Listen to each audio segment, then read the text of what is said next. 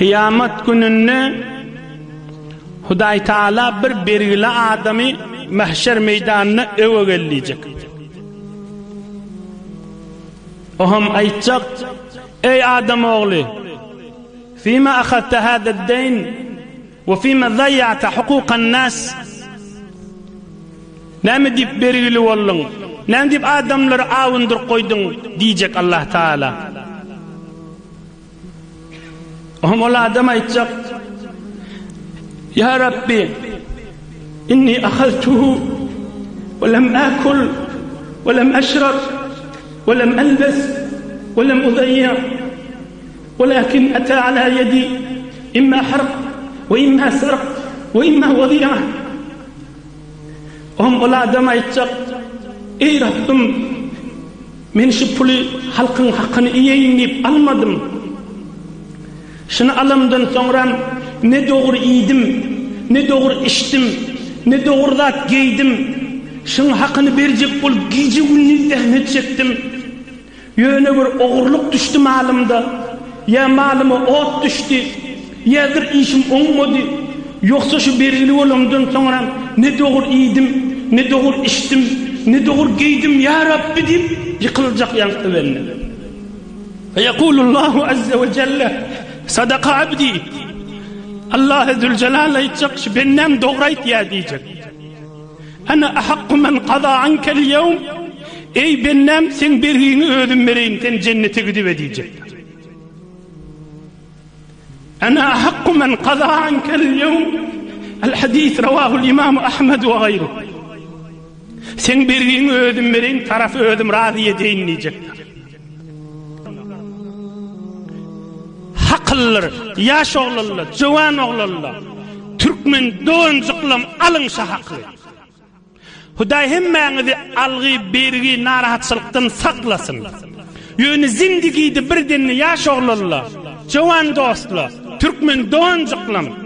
Bir vaqtda adacık bergiye girsen, şu bergiden çıkacak bol, beni bergiye girme. Basım öyünü eşittir, dostluğunu eşittir.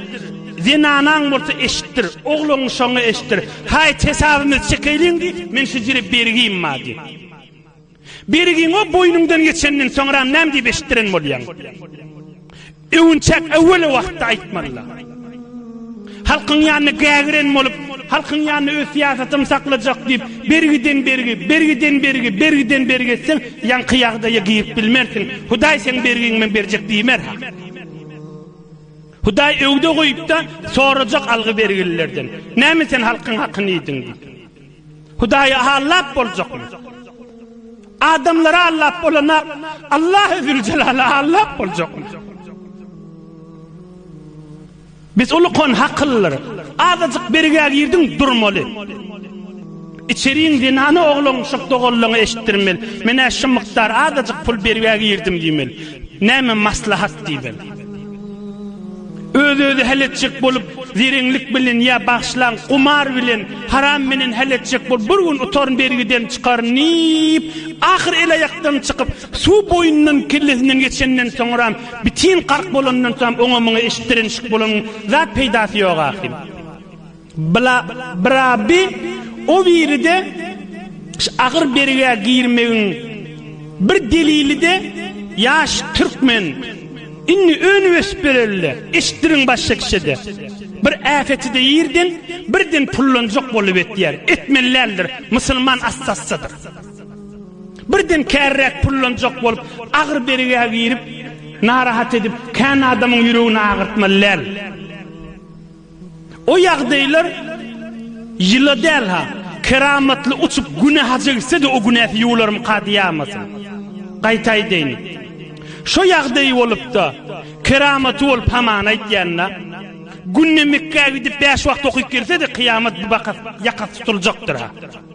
Fiqh Hanefi'de Reddül Muhtar gözdek amali. Bergi sorulacak, algı sorulacak. Emme yankı ýagdaýda bolsa canı bilin çıkacaktan doğru iman, doğru içmen tarafı da düşündürüp ara adam alıp ara adam salıp yenak, içenak, giyenak, içerisi bilin canı yoğu bilin berjektin tüs musulmanlardı. Hem evveli vakt giyecek oymani hem uzaklaştırmany, hem özi halletjek bolup, onu bir belgiledip, ondan alıp onu da belgiledip, ondan alıp onu da belgiledip, ýene aýdýan, inni üsp barýan ýaşaglyň bu hakly tut, mana iki dünýäň abadlyga sebepdir. İni Resulullah aleyhissalatu vesselam özi näme diýipdi? Ey sahabalarım, kim menne algysy bolsa aýsyn niwet. Kime degen bolsam aýsyn diýipdi. Ey cemaatler, ahirki minbere çıkan Resulullah aleyhissalatu vesselam. Kime degen bolsam aýsyn diýipdi. Tüs musulmançylyk gurrundaş aýdylyp durulan gurrun. Tüs musulmançylyk gurrundaş aýdylyp durulan gurrun. Tüs musulmançylyk gurrundaş aýdylyp durulan gurrun. Sen haridar, sen tutýan, sen amal etýän bol. Döwrüňizde bikip halk tutmaýar, bikip galdyrma. Sen tut, iki dünýäň abad bolar. Sen tut, Hudaý arkaň bolar. Sen tut, işte mahşer meydanına Peygamberimiz baydagalanna perçemiňi seni baydagyňy seni basym mararsın, rahat mararsın. Hudaý Allah bolýan näldir. Yaradan Allah ýaşaýşyňyza, öýüňize, malyňyza bereket bersin.